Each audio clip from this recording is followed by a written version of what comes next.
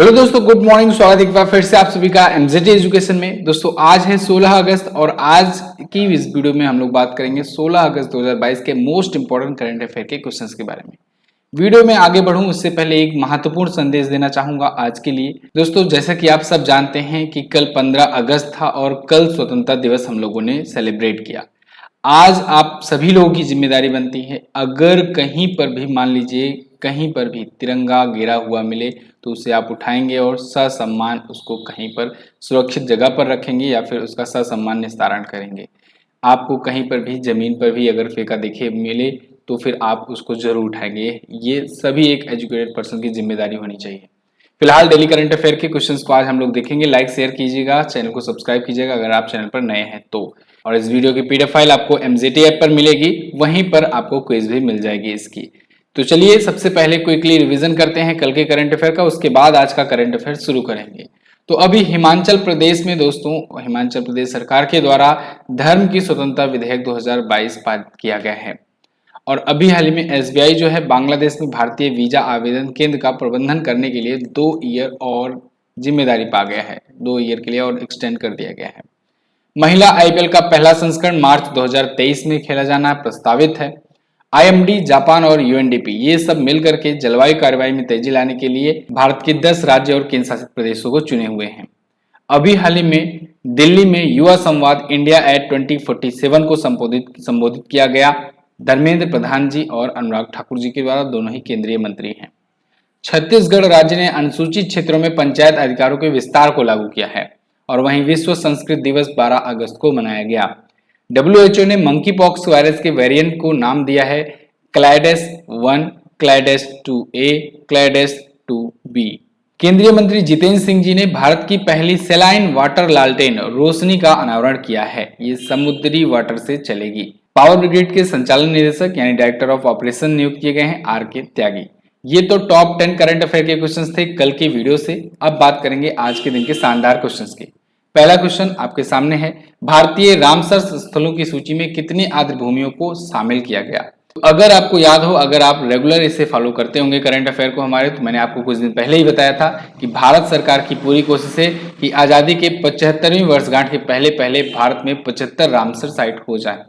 तो उसके लिए 64 तक तो मैंने बता दिया था और मैंने आपको बताया था कि 15 अगस्त तक जरूर आपको एक न्यूज देखने को मिलेगी जहां पर 11 और को जोड़ा जाएगा। तो फाइनली यहाँ पर देखने को मिला 11 और रामसर साइट ऐड करी गई हैं और अब हो गई टोटल रामसर साइट की संख्या 75। ओके, अब पिछले 1-2 महीनों में अगर बात करें तो पिछले 1-2 महीनों में ही दोस्तों ये बढ़े हुए हैं। आपको पता होगा 47 से तो 2 और बढ़ा था तो 49 हुआ था। ये तो 2 फरवरी की बात है। उसके बाद 5 और जोड़ा गया, उसके बाद 10 और जोड़ दिया गया था, फिर 64 पर रुका था और अब जाकर के 11 और जोड़ करके इसको पूरा का पूरा 75 कंप्लीट कर दिया गया है। अब रामसर साइट में दोस्तों, रामसर साइट में सबसे ज्यादा अगर पूछा जाए रामसर साइट कहाँ के है तो आप बताएंगे तमिलनाडु के। तमिलनाडु में अब सबसे ज्यादा हो गए हैं। अपडेट कर लीजिएगा। मुझे पता है अभी तक आप लोग उत्तर प्रदेश याद किया करते थे, लेकिन अब सबसे ज्यादा Ramsar site 14 Ramsar site Tamil Nadu में है। यूपी में अभी भी 10 ही हैं, ठीक है ना। उत्तर प्रदेश में अभी भी 10 रामसर साइट है और ये दूसरा सबसे बड़ा राज्य है रामसर साइट के मामले में। तो 13 अगस्त का ये न्यूज है दोस्तों। 75 रामसर साइट टोटल हो चुके हैं, 11 और स्थल ऐड किए गए हैं। रामसर साइट होती क्या है? रामसर साइट दोस्तों दुनिया भर के उन आर्द्र भूमियों को चयनित करता है जो वेटलैंड के रूप में घोषित कर दिए गए हैं, जो वेटलैंड साइट होते हैं यानी आर्द्र भूमियां होती हैं। एक्चुअली में रामसर इसका नाम इसलिए पड़ा क्योंकि 2 फरवरी 1971 को ईरान के रामसर शहर में विश्व आर्द्र भूमि कन्वेंशन हुआ था, वर्ल्ड वेटलैंड कन्वेंशन हुआ था। तो उसी के उपलक्ष्य में रामसर साइट इसको नाम दिया गया। तो इसमें सबसे पहला अगर पूछा जाए कि पहला भारतीय रामसर साइट कौन सा है, तो पहला भारतीय रामसर साइट है दोस्तों चिल्का झील। चिल्का झील आपको पता है खारे पानी की सबसे बड़ी झील है भारत की, उड़ीसा में स्थित है। तो चिल्का झील जो है ये पहला भारतीय रामसर साइट था। और अभी कितने रामसर साइट हो गए हैं? टोटल 75 रामसर साइट हो गए हैं भारत में। 14 सबसे ज्यादा तमिलनाडु में, उत्तर प्रदेश में दूसरा सबसे ज्यादा 10 है।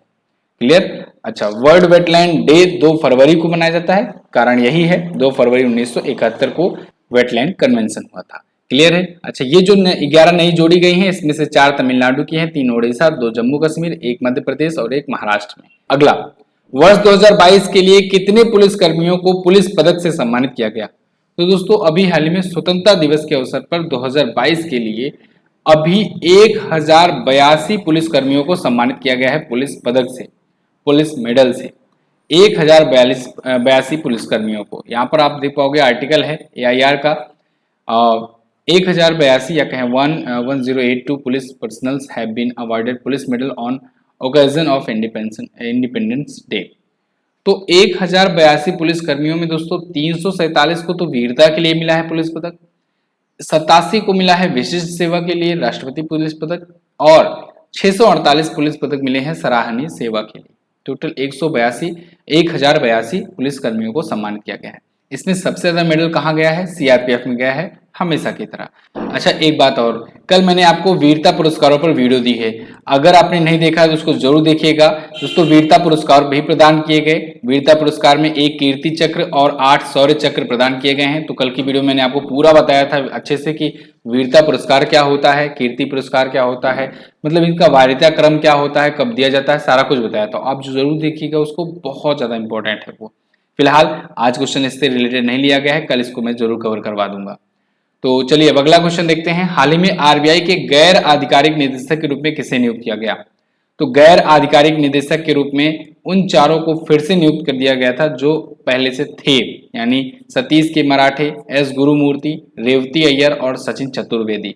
तो उपरोक्त तो सभी ऑप्शन आपका करेक्ट होगा दोस्तों। ये 4 पहले से थे गैर आधिकारिक निदेशक यानी नॉन ऑफिशियल डायरेक्टर, इनको फिर से नियुक्त कर दिया गया है और ये केंद्र सरकार के द्वारा किया गया है। तो अगले 4 वर्ष के लिए ये दोबारा से होंगे। 4 स्वतंत्र निदेशकों की पुनः नियुक्ति की गई है RBI के केंद्रीय बोर्ड में। क्लियर? RBI के गवर्नर कौन है? तो आप बताएंगे शक्तिकांत दास जी हैं। कौन है? शक्तिकांत दास जी हैं। RBI के बारे में अगर थोड़ा सा और जानना चाहो तो RBI की स्थापना 1 अप्रैल 1935 को हुई थी, सबसे पहले 1 अप्रैल 1935 को। आगे चल करके 1 जनवरी 1949 को दोस्तों इसको नेशनलाइज कर दिया गया और इसके बाद से केंद्रीय बोर्ड है ये, केंद्रीय बैंक है ये। इसके अलावा दोस्तों RBI के ये शक्तिकांत दास जी 25वें गवर्नर हैं। पहला गवर्नर भी पूछा जाता है तो आप बता देंगे कि पहला गवर्नर दोस्तों ओसबॉर्न स्मिथ थे। पहले भारतीय गवर्नर भी पूछे जाएंगे तो आप बता देना है CD देशमुख थे। और मुंबई में इसका हेडक्वार्टर है RBI का, रिजर्व बैंक ऑफ इंडिया। यही भारत में दोस्तों मुद्रा छापता है, मुद्रा छापने का अधिकार इसी के पास है। मॉनेटरी पॉलिसी कमेटी एक होती है जिसमें रेपो रेट्स वगैरह, रिवर्स रेपो रेट वगैरह डिसाइड किए जाते हैं। तो मॉनेटरी पॉलिसी की कमेटी की अध्यक्षता पूछा जाता है बड़ा, तो आप बता देंगे अध्यक्षता RBI का गवर्नर करता है। क्लियर है? आगे, हाल ही में एयरटेल के MD के रूप में किसका कार्यकाल 5 वर्ष के लिए एक्सटेंड किया गया? तो दोस्तों एयरटेल के मैनेजिंग डायरेक्टर के रूप में गोपाल विट्ठल का कार्यकाल 5 साल के लिए और बढ़ा दिया गया है। अब ये 5 और साल के लिए रहेंगे एयरटेल के MD यानी कि मैनेजिंग डायरेक्टर। इनका कार्यकाल समाप्त होने वाला था, लेकिन वहां के जो शेयर होल्डर्स हैं एयरटेल के, उन्होंने इनका कार्यकाल और बढ़ाने के लिए मंजूरी दे दी है। तो एक बार फिर से ये कार्यकाल पा गए हैं अगले 5 वर्षों के लिए। ठीक है, तो ये 1 फरवरी 2023 से इफेक्टिव होगा, यानी कि 1 फरवरी 2023 के बाद से 5 साल इनका काउंट किया जाएगा। तो जो एयरटेल के जो शेयर धारक हैं, जो शेयर होल्डर हैं, इन्होंने इसकी मंजूरी दी थी है। भारतीय एयरटेल के बारे में बात करेंगे दोस्तों तो 1995 में स्थापित हुआ था। सुनील भारती मित्तल इसके फाउंडर हैं। अगला देखते हैं, किस राज्य सरकार ने GST चोरी रोकने के लिए लकी बिल ऐप लॉन्च किया? तो दोस्तों केरल सरकार ने GST चोरी को रोकने के लिए लकी बिल ऐप लॉन्च किया है। केरल गवर्नमेंट, यहां पर आप आर्टिकल देख पाओगे, introduce lucky bill app to curb tax evasion. ये ऐप आज यानी 16 अगस्त को लॉन्च किया जाएगा। मुख्यमंत्री पिनराई विजयन के द्वारा लॉन्च किया जाएगा। GST आया है। GST के मामले में अगर आपसे क्वेश्चंस पूछा जाए तो आपको कम से कम 20 लाइन तो पता ही होना चाहिए, यानी 20 फैक्ट तो पता ही होना चाहिए। नहीं पता है कोई बात नहीं, आप सर्च करना GST MGT एजुकेशन, आपको वीडियो मिलेगी और आप जरूर देखना उसको। कुछ पॉइंट मैं आपको बता दे रहा हूँ। GST लागू करने वाला दोस्तों पहला राज्य पूछा जाए तो आप बताएंगे असम। लास्ट राज्य पूछा जाए, लास्ट स्टेट बना था जम्मू कश्मीर। भारत में GST कब लागू हुआ? तो ये 2017 में लागू हुआ था 1 जुलाई को आधी रात को। ठीक है ना, तो 1 जुलाई 2017 आप याद रखेंगे। इसके अलावा भारत का जो GST है वो कनाडा मॉडल पर आधारित है। दुनिया में पहला GST लागू करने वाला देश फ्रांस था। जीएसटी का full form goods and services tax होता ही है। ये कितने प्रकार के होते हैं, तो इसमें दोस्तों 5 प्रकार के टैक्स स्लैब होते हैं। कौन कौन से? 0% होता है, 5% होता है, 12% होता है, 18% होता है और 28% होता है। याद रखिएगा 0% भी एक टैक्स स्लैब है। इसके अलावा दोस्तों जीएसटी कितने प्रकार के होते हैं, तो जीएसटी 4 प्रकार के होते हैं, जिसमें आपका होता है एसजीएसटी जिसे हम लोग स्टेट जीएसटी कहते हैं, एक सीजीएसटी होता है जिसे सेंट्रल जीएसटी भी कहा जाता है, एक होता है यूटी जीएसटी जिसे यूनियन टेरिटरीज के लिए कहा जाता है, और एक होता है इंटीग्रेटेड जीएसटी जो कि राज्य और केंद्र की सहभागिता से इंटीग्रेशन वाला जीएसटी होता है। इसके बाद जीएसटी की अगर बात करें, भारत का जीएसटी मैंने आपको बताया कनाडा मॉडल पर आधारित है।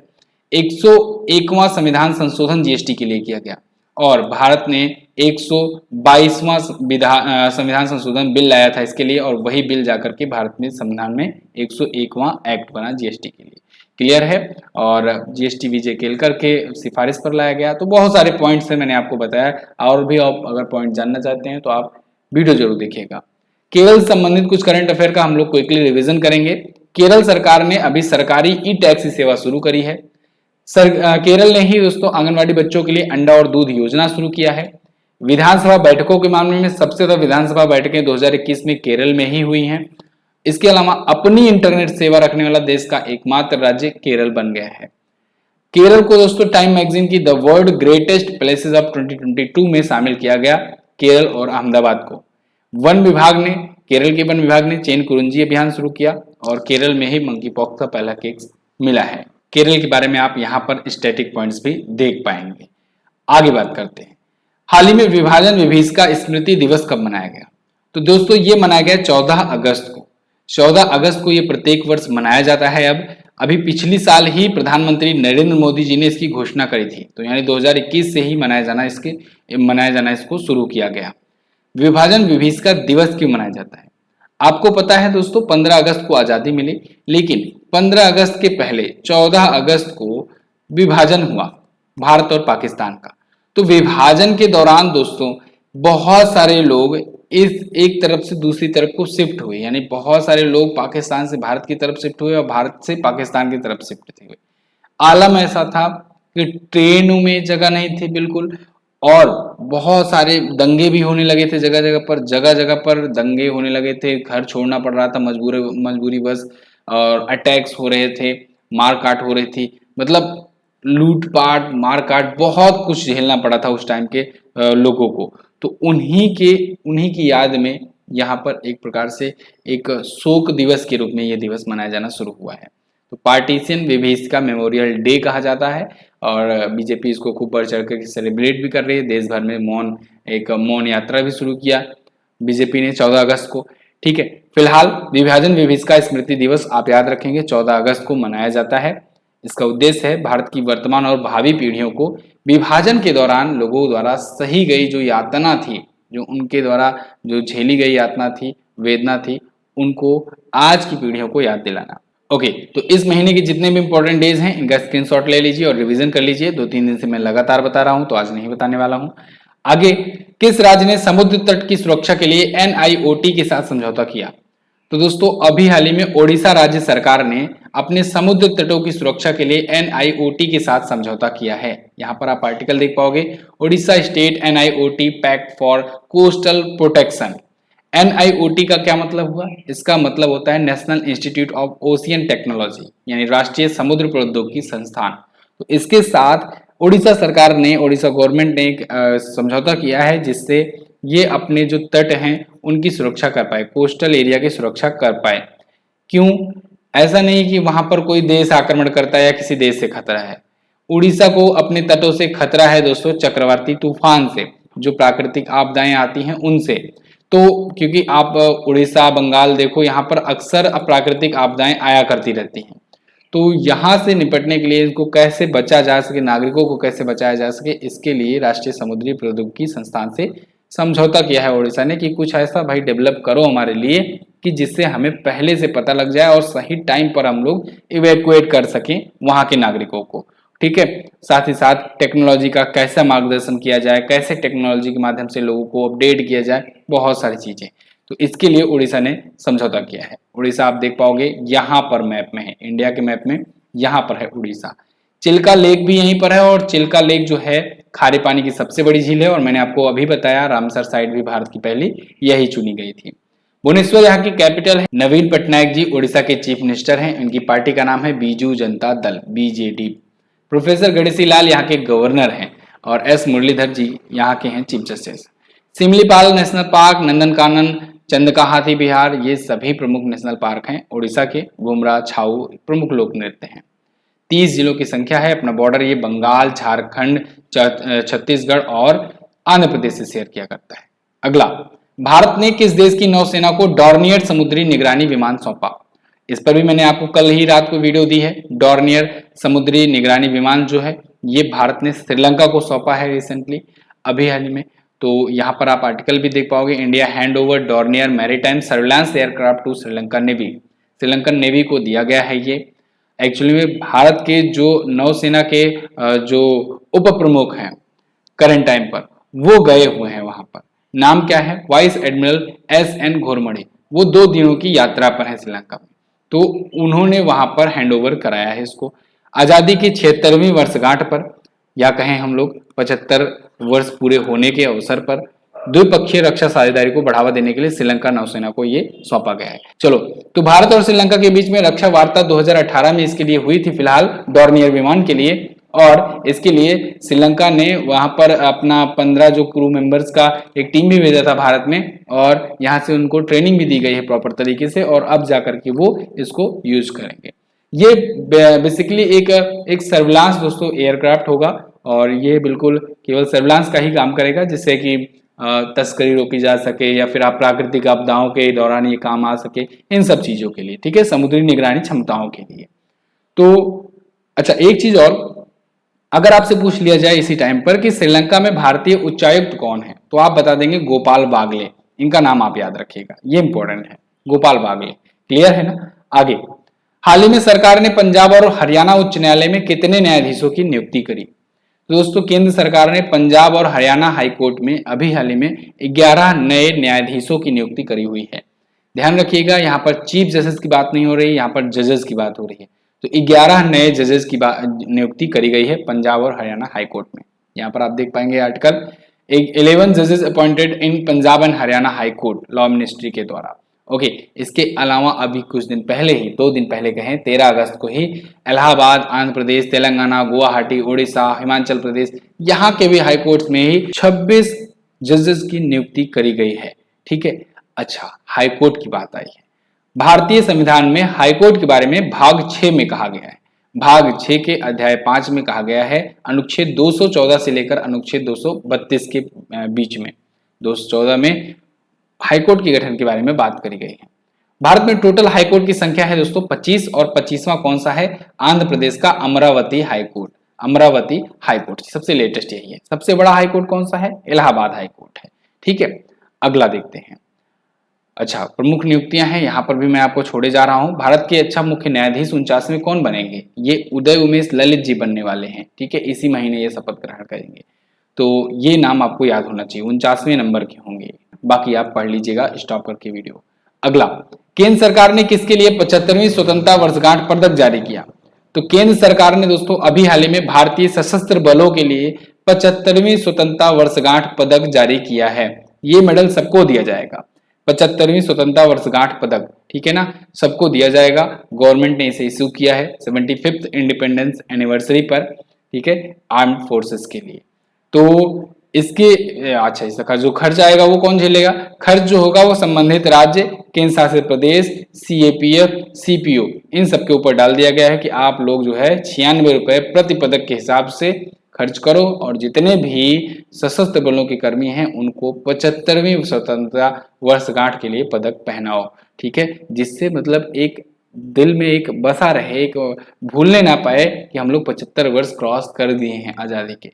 ठीक है, तो इस पदक को 75017 फसादा एडियो 960 स्वतंत्रता की 75वीं वर्षगांठ पदक के रूप में नामित किया जाएगा। ये नाम है, थोड़ा सा टेक्निकल नाम है उसका। ठीक है, तो फिलहाल ये तो थे आज के दिन के टॉप 10 करंट अफेयर के क्वेश्चंस। आई होप दोस्तों आप लोगों ने बहुत ही अच्छे से पढ़ा, शानदार तरीके से। अच्छा, एक जरूरी इन्फॉर्मेशन देना चाहूंगा दोस्तों, कल रात को 12 से 12:30 बज गए थे, लगातार व्हाट्सएप मैसेजेस के रिप्लाई कर रहा था मैं, बहुत सारे लोग फिर भी छूट गए। कोई बात नहीं, जो जो लोग कल नहीं ले पाए थे, आज के लिए एक्सटेंड किया जा रहा है ऑफर सिर्फ कोर्स के लिए, ठीक है ना। ई बुक के लिए बिल्कुल डिस्काउंट नहीं है, क्योंकि ई बुक बहुत ही कम 5 रुपए में कल लोगों ने लिया, और लगभग मैं कहूँ क्या कि हजारों लोगों ने ई बुक का फायदा उठाया। तो फिलहाल चलिए, ई बुक वाली सेल तो दोबारा नहीं आ सकती, लेकिन कोर्स के लिए अभी भी मौका है, आप कोर्स को आज के लिए और 75% डिस्काउंट पर ले सकते हो। यूज द कोड आजादी। अगर कोई डाउट आए तो आप इस नंबर पर संपर्क करना, ठीक है ना, इस नंबर पर संपर्क करना और व्हाट्सएप करके, ठीक है, व्हाट्सएप के माध्यम से ही रिप्लाई होगा। एमजीटी ऐप पर ये सारी चीजें मिलेंगी। लास्ट डे का क्वेश्चन हम लोग बात करेंगे। नमस्ते योजना का मुख्य उद्देश्य सीवर और टैंक सेप्टिक टैंक को सफाई करना था, और इसको मैंने आपको बताया भी था, पहले भी कई बार रिवाइज कराया था। विनबैक्स का आयोजन कहाँ किया गया? हरियाणा में किया गया था। दोनों क्वेश्चंस के बारे में जिन लोगों ने डिटेल में आंसर किया था वो टॉप 10 में है। रविकांत कुमार, निखिल मद्देसिया, महेंद्र हेमब्रोम, सुष्मिता साहू, रविशंकर, राजस वालिया, नेहा गुप्ता, राजन तिवारी, स्वर्णेश्वर कुमार और विनय प्रजापति, ठीक है। तो इतने लोगों ने टॉप 10 में अपना नाम बनाया। आप भी अपना नाम बना सकते हो सबसे पहले, और डिटेल में आंसर करके जो क्वेश्चन पूछे जाए। आज आपसे क्वेश्चन है, मिंजर मेला कहां पर आयोजित किया गया? मिंजर मेला बहुत इंपॉर्टेंट है। भारत किस देश के साथ सबसे कम स्थल सीमा साझा करता है? तो भारत दोस्तों, आपको बताना है किस देश के साथ सबसे कम बॉर्डर शेयर करता है। सबसे ज्यादा तो आपको बताया गया था, सबसे कम वाला आप बता दीजिए। अच्छा, ये दोनों क्वेश्चन के बारे में डिटेल में लिखेंगे। अगर आप डिस्कशन चाहते हैं तो करंट अफेयर का डिस्कशन भी होता है डेली शाम को, तो आप लोग जुड़िएगा चैनल पर। आपको आज बताया जाएगा, हो सकता है आज 7 बजे 7 PM पर हो डिस्कशन, ठीक है ना। शाम को 6 बजे ना हो करके इसे 7 बजे किया जाए, हो सकता है। तो आप जुड़े रहिए, बने रहिए एमजेटी एजुकेशन के साथ। इसकी PDF आप फ्री में डाउनलोड कर सकते हैं एमजेटी ऐप पर, वहीं पर आपको क्विज भी मिल जाएगी। चलिए, बहुत बहुत धन्यवाद वीडियो को यहाँ तक देखने के लिए। मिलेंगे अगली वीडियो में, तब तक के लिए नमस्कार, जय हिंद, वंदे मातरम।